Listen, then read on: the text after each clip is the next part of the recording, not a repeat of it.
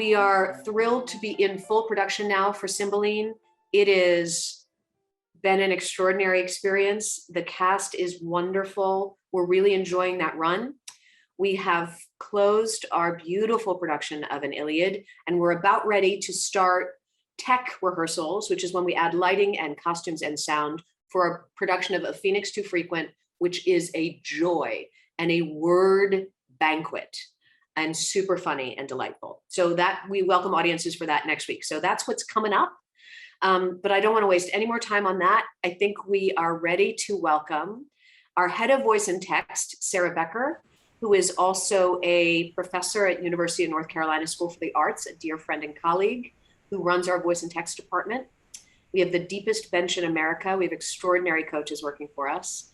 And we feel like it's a real coup that we have secured the time and experience of Dr. Valerie Wayne to talk to us about this fascinating play. So Sara, I'm gonna pop off and let you do the intro, and I'll welcome Dr. Wayne to join us at any point. And I will come back. Just to remember, put your questions in the Q&A. Hello, Dr. Wayne, thank you for being here. Hello, hi everyone. As opposed to the chat, it would be useful just for your questions. We'll talk for a bit, just Sara and Dr. Wayne, and then the last 10 or 15 minutes, if you have some questions based on the conversation, we'd love to share them and ask those questions. So the Q&A would be great for that. Again, thank you. Welcome, everybody. Welcome, Dr. Wayne and Sara. Thank you, Karen. So Dr. Wayne, I just wanted to say how much of a fangirl I am for all of your scholarship on this play. We did about a year's worth of development on the script for this production, and you were my constant companion, both in your Arden edition and from some talks I heard you give in different podcasts.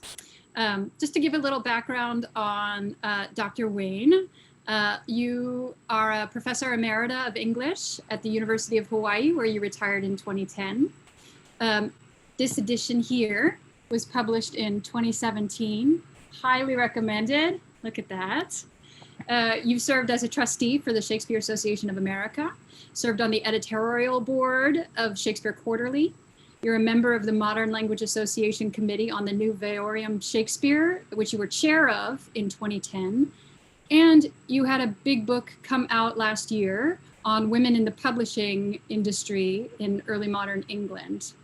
And I understand that in preparation for this Arden edition, you saw 13 live productions of Cymbeline, and you watched 8 on video and film, which has to be just almost all of them that have been done in the last 20 years, because this is one of the more obscure ones, although it seems to be popping up a lot lately. So I would love to just hear what attracted you to this play? Well, first of all, thank you, Sara Becker, very much for having me, and Carrie. It's a pleasure to be here. I would like to announce myself to all of you as a Midwesterner. I was born and raised in Chicago, and I have been to Spring Green, Wisconsin, and I wish I were there right now with you, although I understand that some of you are not there. My interest in Cymbeline began with an interest in the debate about women, which occurred when I was at the University of Chicago, and my mentor, William Ringler, had read nearly everything that was written on, in that time period, and knew that there was a major debate about women that went on in England from about 1520 all the way up through 1630 and beyond, certainly long after Shakespeare died, and that had begun as the Querelle des Femmes in Europe, particularly with Christine de Pizan in the 14th century. So, so people were on both sides of the topic of women's worth. One side was misogyny, the other side was known as the defense of women. And then I did a dissertation at Chicago on the shrew character, because she was one of those who was a misogynist construct. And I looked at Comedy of Errors, Taming of the Shrew, Much Ado About Nothing, and The Winter's Tale. And I watched how the shrew character became an advocate for women by the end of Shakespeare's career, especially in Winter's Tale, which I think is a somewhat proto-feminist play. But it wasn't until 10 years later that I discovered Cymbeline. And I saw the similarities between Winter's Tale and Cymbeline. They're both late romances.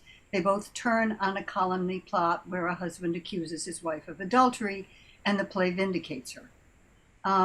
I saw two productions of Cymbeline in London in 1988, which was interesting, both at the National Theatre and at the Royal Shakespeare Company. Mm-hmm. And I really fell for Harriet Walter's Imogen at the Royal Shakespeare Company's other place in the Barbican Theatre. So that's when I locked on to the play. I was in conversation with people who were doing the Arden Shakespeare editions. They were assembling a gathering of editors. And for the first time, this major series was finding women editors. But I passed up the opportunity to edit The Taming of the Shrew because I knew how long it would take. And I was uncomfortable with certain aspects of that play. I didn't want to live with it for a long time. And then Cymbeline kind of came my way, although I had to be vetted in order to edit it. And I'm glad I found a play that I wanted to live with for a long time, because it was a long time that I was living with it. It took 14 years pretty much to do this edition. 7 of them was when I was still teaching at the University of Hawaii, and 7 of them after I finished teaching.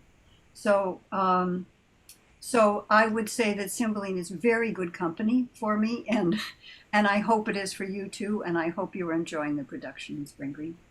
Yeah, and it sounded like you did a lot of traveling when you were researching this. You spent some time at Folger, you saw all those different productions, so it was really an odyssey, it sounds like. Editing a play is a definite opportunity to travel. It's also an obligation to travel, but it does open up avenues such as long-term fellowships at the Folger Shakespeare Library, and justify trips to work with Cheek by Jowl, for example, in England on the play, which is how I got to know Tony Hiddleston, who went on to a remarkable career afterwards.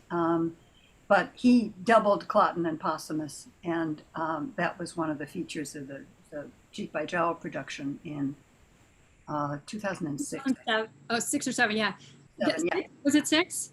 Yeah, they posted a lot of their research online around that production, so I greedily followed all their breadcrumbs in putting together our edition.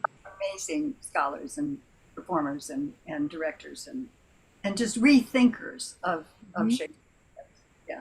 Now, when we were researching this play, both the designers and our director, Marty Lyons, one of the things we discovered is that perceptions of this play have changed so much over time. And I feel like that's always the case when you're looking at Shakespeare plays, is what they can tell you about the times they were produced in and kind of how they speak to us now. We came across the fact that this was like Keats's favorite play. This was a beloved play from the Victorian period. Could you just talk a little bit about how this play just really morphs and changes depending on the time period of when it's produced? I think that's true, as you say, with many Shakespeare plays, but it could be that it's a bit more with this than others. The first time it was produced, as far as we know, after 1634, was during the Restoration period with Thomas Durfee's production, and that was called the Injured Princess. So immediately he transferred it to make Imogen the central character rather than Cymbeline. And that's gone on in a lot of different instances. Mm-hmm. But he added all kinds of other features of tragicomedy that seem quite ridiculous to us today. I think one thing to be said is that Shakespeare in the last 200-300 years has not been revered to quite the way he is now. And so dabbling with his plays was just something that people did. And they cut, for 300 years, they cut the posthumous dream scene, which is also known as the Mask or the prophecy scene with Posthumus' family and Jupiter. That was gone from 1634 to 1923. And and then it was finally fully staged in the 1970s and 80s. In fact, right around the time that I first saw it. And I think it was much more successful as a play, or at least, no, I think I would say this, that its recovery as a play in the 1980s was partly a function of restoring the dream and the mask, and also posthumous misogynist speech. That was cut by the Victorians especially because they thought it was improper and not nice, which it is not nice. Right. But then they also cut posthumous repentance. So the whole arc of posthumous development within the course of the play was foreshortened. And what happened instead is that Iachimo became the main lead in the play. Now he's the villain. People like villains. Shakespearean villains are very popular characters, and they work with my students too. And so he became the male lead from 1843 until at least the mid 20th century, and occasionally he still gets top billing. So the play has shifted back and forth a lot. The productions that I think have been particularly successful most recently do some of the things that you've done because they've used a very small number of actors. The 2001 production at the Globe Theatre, directed by Mark Alfreds, had six actors, including the wonderful Mark Rylance, who doubled as Cloten and Posthumus. And Wow, 8 was hard. I can't imagine 6. Yeah. It was, the last act is hilarious when you've got all these characters changing roles. Wow. And Rylance didn't do anything different in terms of his costuming.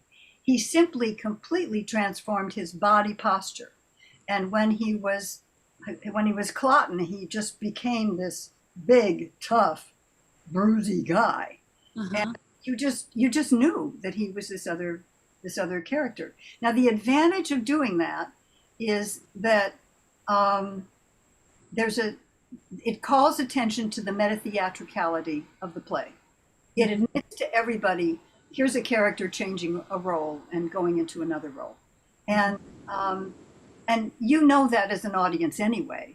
But for characters on stage to admit, yeah, we're in on this joke, creates an entirely different feeling, I think.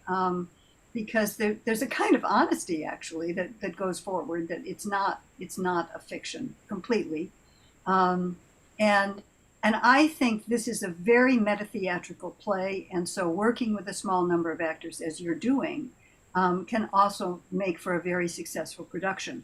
Another one that I'm a special fan of is the Fiasco Theater's 6-actor production from 2010 and 11. And I've seen that several times, and they've continued to tour that in the ensuing years. They were a great bunch they were first all students at Brown University, and then they sort of had to survive and develop this play, and they've now become a very successful company as a result. What was the production? I think I read it in your scholarship about the one that dinged a bell in the final scene every time there was a revelation. That was Danny Shea's Santa Cruz production. I think that was the year 2000. That was a hilarious production. That was so over the top. Cymbeline was in a wheelchair and was clearly being poisoned all the time by the Queen. Cloten came on in a big Union Jack as a huge English patriot. Yeah. And when Posthumus at one point was completely naked. I don't think quite. I think that's during the battle scene that he just stripped down naked. But after every revelation in the last scene, they rang a bell. Wow. And, again, that's calling attention to the meta-theatricality of the play.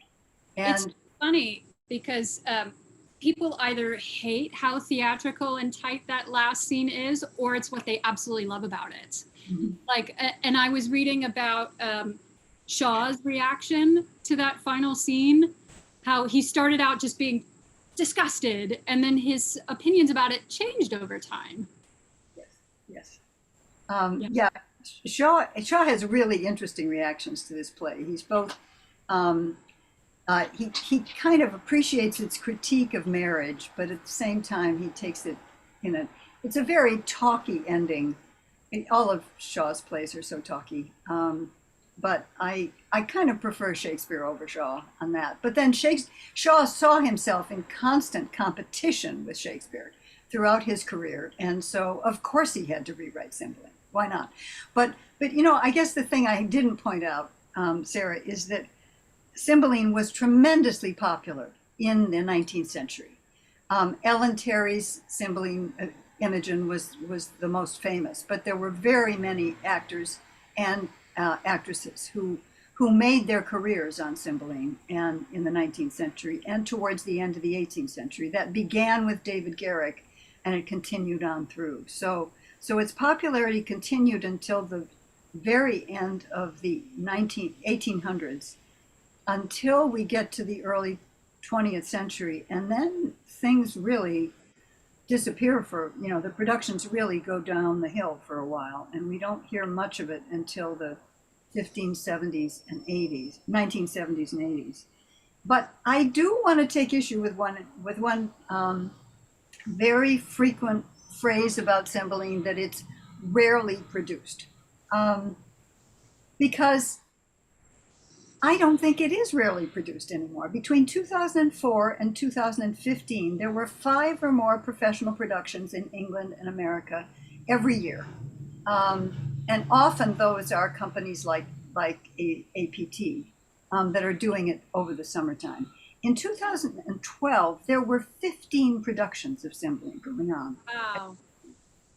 Within the year. And in 2021, I know there are several because I have a Google alert on the play. I haven't counted them, but I think there are at least 3 going on now and then. So within the Shakespeare canon, it is not Hamlet, it is not Romeo and Juliet, it is not As You Like It, and so on. But then there are lots of Shakespeare plays that are not produced much at all, that you never really hear of, like Two Noble Kinsmen, for example. So I think it's, and there are lots of contemporary plays, of course, that are produced very rarely, that could not have 5 productions on average in the course of a year. So it's all relative to how you talk about Sure. popularity, really. You know, I was listening to one interview you gave a couple years back about its connection to the Me Too movement. And that could be one of the reasons why we're seeing it starting to bubble up now. And for our director, Marty Lyons, her big examination in this play was how that Me Too movement has morphed into this idea of forgiveness or cancel culture. What do we do to folks who are outside the bounds in their misogyny? And I would just love to hear you talk about those themes as you see it in the play. Well, it's a real complicated question, and it is an interesting one. You could say that posthumous misogyny was canceled for 300 years, at least during most of the 19th century, because they didn't want to hear it, because they thought it was indecorous. Mm. Why? Why did they cut that? Did they cut it because, was it only decorum? Was it also because they found it too threatening? Was it in some ways too close to the bone in a rigidly patriarchal culture? I think that's possible. But the problem is that when we don't look at misogyny and we don't look at the violence against women in patriarchal cultures, then we erase an acknowledgement of those injustices. Mm-hmm. And the Me Too movement has shown us that we need to look at verbal violence as well as physical violence and sexual harassment. And we seem to be doing that now, fortunately, in ways that we have not always done it before. Cymbeline displays those threats for audiences and also shows a character's regret for his murderous intent. Now, a lot of the men who have been accused of misogyny and sexual harassment in our culture do not make that acknowledgement. It's quite rare that we hear an admission. A lot of that, I think, has to do with legal reasons. If you say you did wrong, then you end up in prison. But then you've got all the accusers who come forward, and you end up in prison sometimes. But of course, we know this doesn't happen in a whole range of instances, and it's so interesting that women have to collectively band together to make their voice heard. One woman saying, "You did this to me," doesn't seem to be enough in our culture. We don't hear it. And that shows up in Shakespeare's plays as well. But what Shakespeare is doing is showing a character who comes to some regret, and because he's ordered the murder of his wife. He hasn't even done it himself, but he has ordered it. And that speech at the beginning of Act 5, Scene 1 that Posthumus makes, I think is very important to the play. And he forgives Imogen for wrying but a little.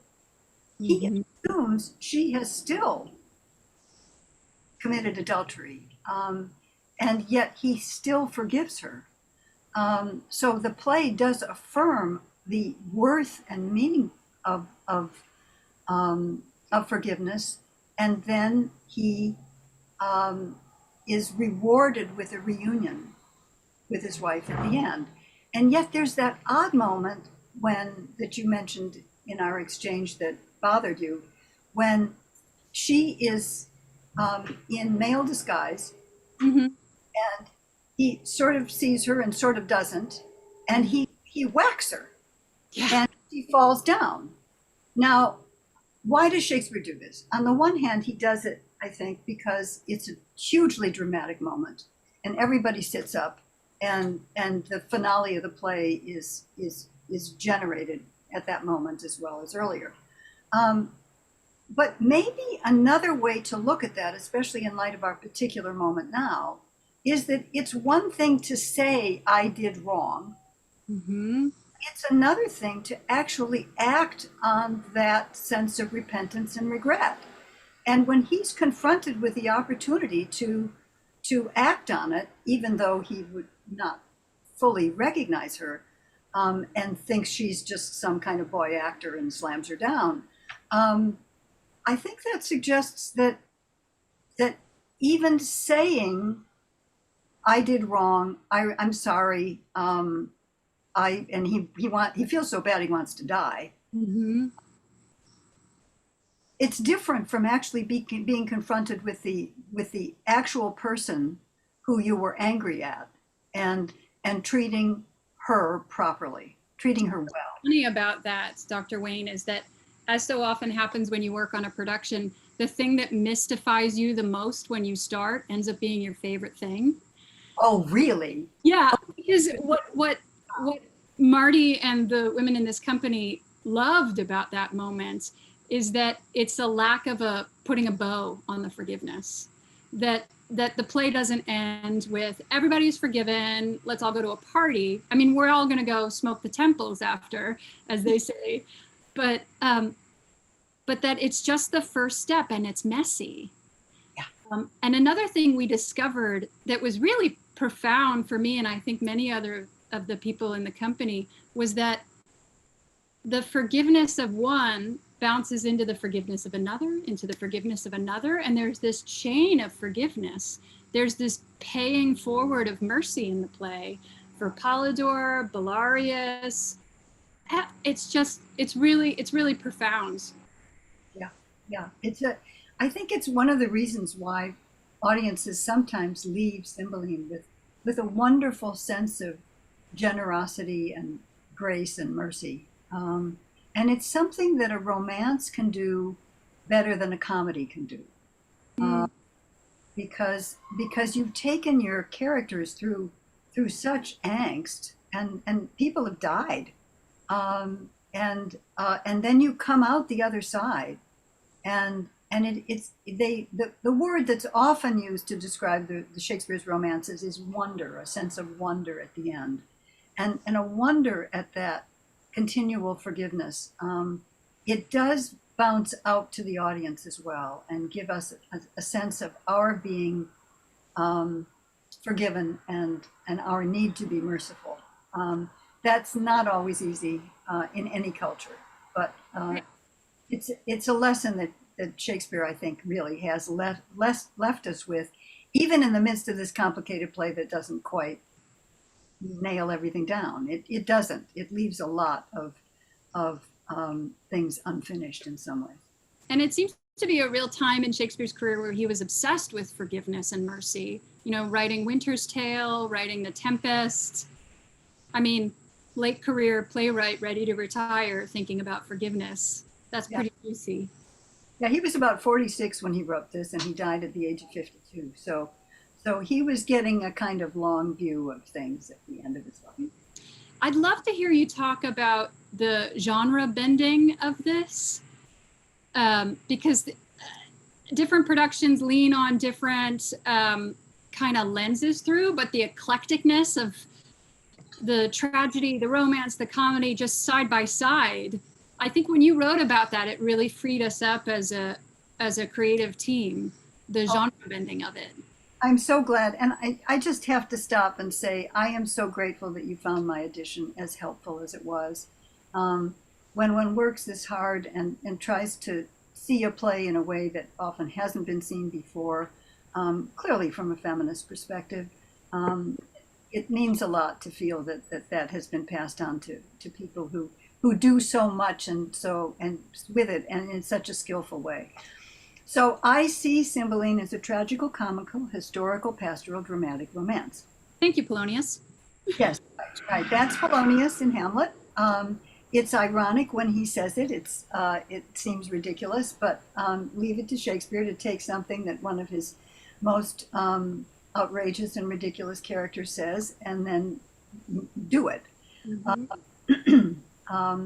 It is a tragedy because it was classified as a tragedy as such in Shakespeare's first folio, its first publication in 1623, and because it meets Aristotle's definition of an inferior kind of tragedy as having a double plot and good and bad characters who have opposing fates. It is a tragicomedy, which was a fashionable Italianate form in 1610 that had intricate plots, pastoral scenes, tragic complaints, and happy endings.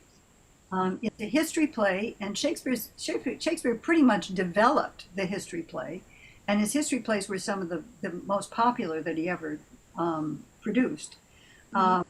Shakespeare's histories dealt with, this one deals with the politics of ancient Britain and reflects the experiences of England's early colonists and the politics that was going on in early modern England. It's a pastoral play because it has scenes in Wales that occur in the mountains, an unpopulated region where Valerius, Guiderius, and Arviragus are living off the land. And it's a dramatic romance, which is often not thought about in this category.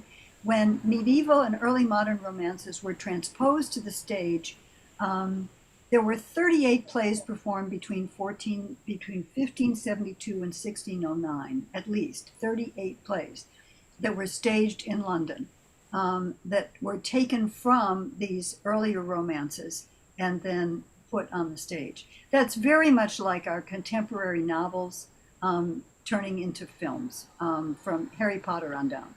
So it is also a recapitulatory play. It looks back on almost all of Shakespeare's other plays. Now, this is a short list of the recapitulations.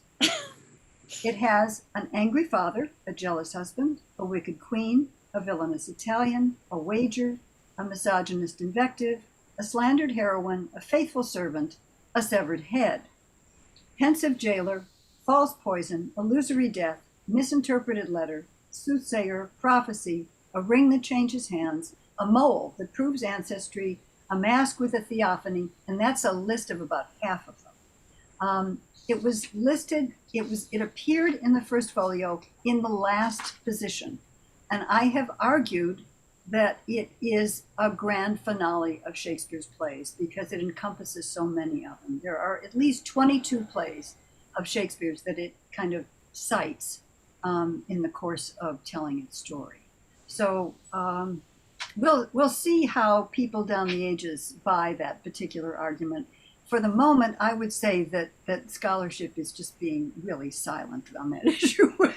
I look forward to hearing the reaction a little more specific. Well, it feels to me like every marketing department could say, if you liked ...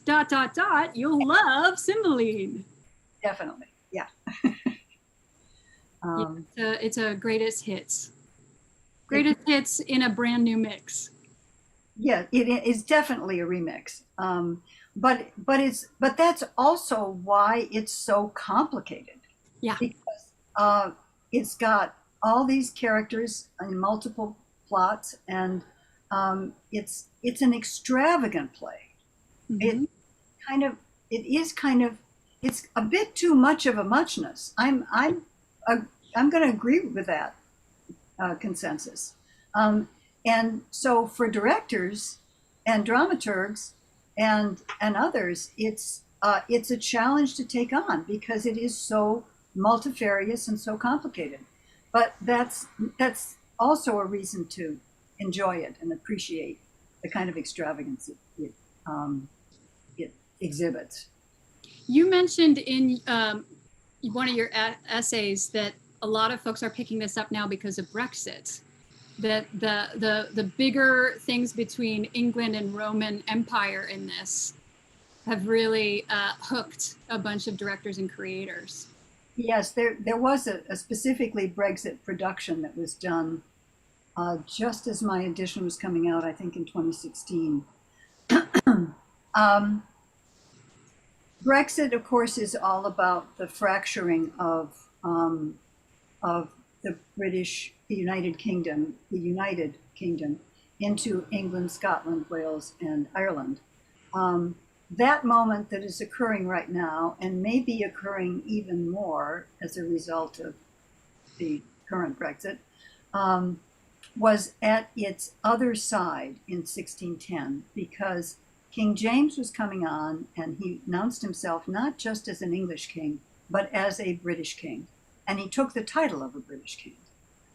He could do that because he was king, and he could just say, I'm the King of Britain. And he did call himself the King of Britain, and Cymbeline is in the first folio, in the table of contents, I think, is called Cymbeline, King of Britain. So Scotland was being united at that time. Ireland had already they attempted to colonize it. Wales was pretty much there. But the whole notion of British identity was one that England was claiming, and King James was claiming in ways that they had not before. Now, so, you said, you mentioned, and I didn't know this until I read it in your work, that King James put out the Union Jack flag. yes, he did. Like a promo piece for his unification. I had no idea. Yeah, he had it created.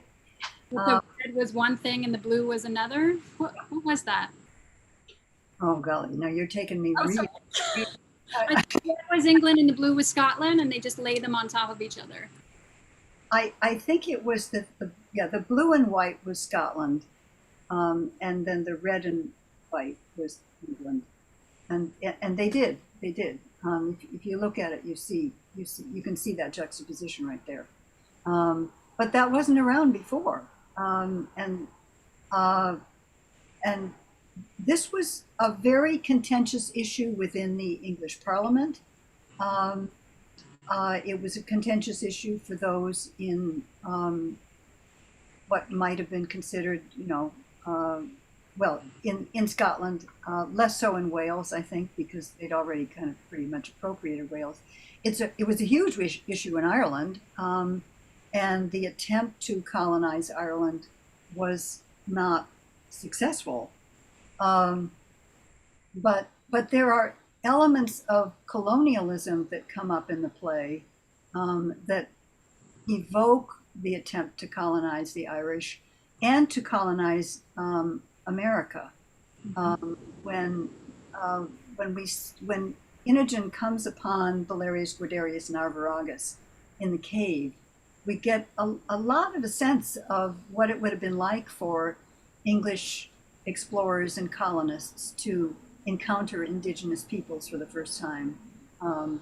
And, and, and she is as clueless about how to relate to them as the colonists were about how to relate to indigenous peoples elsewhere. She wants to pay them money for the food that she's taken from them. And they say money is like dirt. What would I do with money? So that's one of those moments that really evokes what was going on globally at the time, and England's kind of clueless attempts, even in Shakespeare's characterization of it, to relate adequately to peoples in foreign lands. Yeah, it was a really great discovery when we were working on this, just the arc of learning about class for Imogen through the course of this play.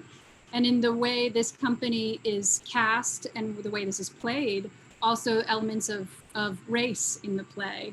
You know, there's this great line, "The law protects not us," which was really a profound line in our production, and really was meaningful to the company. It looks like we have a question that's coming up. Carrie, do you want to? We do. I want this conversation to go on forever. About three things are like, will you say at APT, well, that's another bottle of wine. Let's keep talking about that.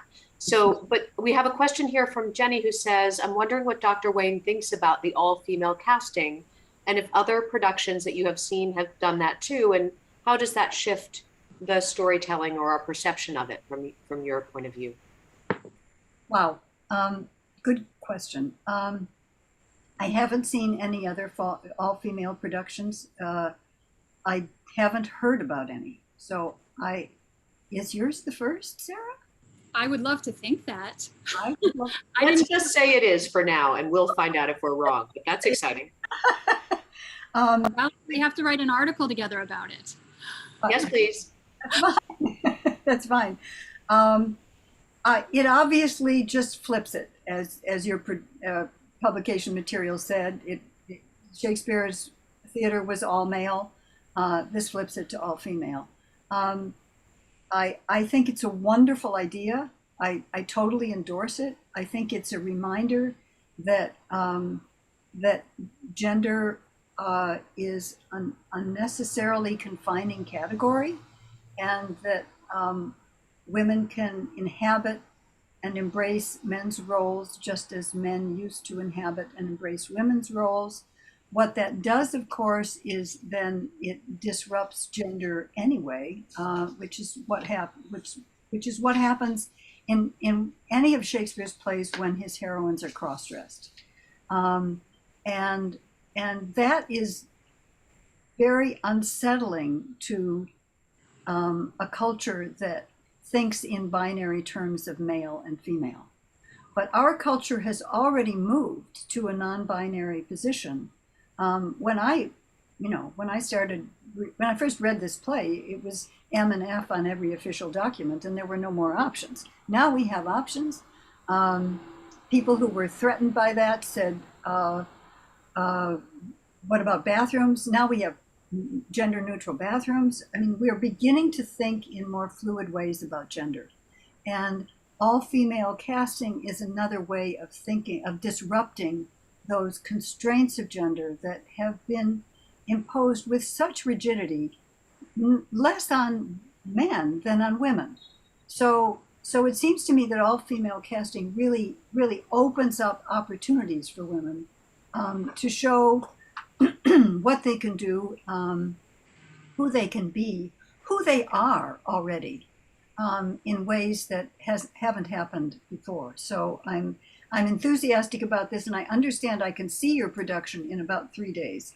Absolutely. Yes, we're excited to have a streaming version available. We have a 3-camera team and it has a bit of an edit to in the process, but I'm excited about the all women there because the play talks about, as you said, in defense of women or the debate about women out loud. So hearing this wonderful kind of late career actor playing Posthumus and Cloten being able to talk about women as a woman. And when she says, as Posthumus, that woman's part in me, what is that woman's part in me? I'm going to butcher the line, Sara, but you know it, that she would rip it out. Our audience hears, sees, and reacts to that in a very different way. Yeah. And that's an interesting and as much as this play does use those words in defense of or in attacking women. It's a really important line, Carrie. Thank you for saying that because this man, this misogynist, wants to rip out anything having to do with woman in his body. He wants to take it out of his body, which is of course biologically impossible anyway. But he wants the binary. He's insisting upon the difference between male and female, and he can't come up with it. And Shakespeare's whole play shows that you can't be simply one or the other. And Imogen inhabits that conjunction. So it's wonderful the way the play exhibits that. And yes, doing it as an all-female cast has a whole different resonance for the audience. What was kind of amazing in the room for me is that so much of the language that I don't even clock as misogyny, because it's, the water we swim in, suddenly I heard it. Some of the most casual misogyny you just suddenly hear, and it adds a depth to it when you put it in the mouth of a actress. Wow. Okay. That's also the power of a word like misogyny. That calls out a certain form of discourse in ways that people in previous centuries have talked about this play as a play of jealousy, but not they don't foreground its misogyny in ways that I think your production is doing and is worth doing. Many casual ways, as you said, Sara, those scenes in what we call, well, they are in a bar, right? Those bar scenes when all those men are sitting around talking about their women. And when it's a bunch of women playing men sitting around talking about their women, that, as you said, that other layer of meta theatricality becomes really rich. And the double casting as well, having our wonderful actor play Cymbeline also plays Hilario, and that is an interesting doubling, both the character most in support of Posthumus and the character most against Posthumus being embodied by the same person also has an ability to flip. And our, Belarius and our queen are played by the same actor. So the character who is most against Imogen and the character. So I just think I'm looking forward to you seeing it. I hope we can check in and you can share your thoughts. We have a couple of minutes left. I have and this seems like a little thing, but you've gone back and forth, and we had a question about this earlier on Imogen or Imogen. Where do you weigh on the debate? Or is it even worth having? But you've used both, and I'm wondering where you fall. If the audience isn't aware, there's some debate about whether it was a many times misprinted misspelling or what do you think? Where do you weigh in? I weigh in on Imogen. If I said Imogen, I was kind of being influenced by the name as it is used in the production. Most productions still use Imogen. Imogen is the name by which this character is often referred. But I think it's a minim error, M-I-N-I-M, where the double N was read as M. I've done a vast amount of research on this. I'm so pleased to hear you talk about it. It's a whole appendix in my edition, and what I can say is that the word as it was used in Holinshed that Shakespeare would have read, and other early texts is always presented with a double N, inogen, rather than M. So there's no reason to think really that he would have changed that consciously. Mhm. But the play went through Shakespeare's rough draft to perhaps Shakespeare's fair copy to a transcription that was prepared for it. And then it was printed in the first folio. And the possibility of misreading in that process is so high that I think it's very likely that it was misprinted as a double M. The first folio's edition is just about the only edition or text in the early modern period that uses the M rather than the double N. So I'm convinced, but I really understand going with Imogen because of the power, especially of theatrical tradition. I am again, here's another conversation we could have more of because of your vast knowledge about the actual book making, about what you know about what it took to make a book. I mean, we did a production of Book of Will and learned a little bit about that in our own research, but just in terms of the first folio. But yes, conversations that could go on and on. We are at time. I am going to pop on just so I can say thank you with my face as well as my voice. This was fascinating. If you do not have this version, our remarkably brainy audience, it is going to increase your enjoyment of this play, I promise you. If you read what Dr. Wayne thinks about this play and you get to experience this play, you'll see the stuff that's missing. You'll continue to question the way you always do. And we're really so grateful, Dr. Wayne, for your time, and Sara Becker for your work on this play. Thank you. Thank you for joining us. Thank you, audience, for being with us along the way. Thank you for your invitation. Thank you, Sara, for your questions. Thank you to APT for producing perhaps the first all-women production of Cymbeline. Yay. We're really going to look into that. I hope that's true. And we'll be sure to send you a link, Dr. Wayne, so you're able to see the production. Thank you so much. Thank you. Have a beautiful day, everyone. Bye-bye. Thank you. Thank you all.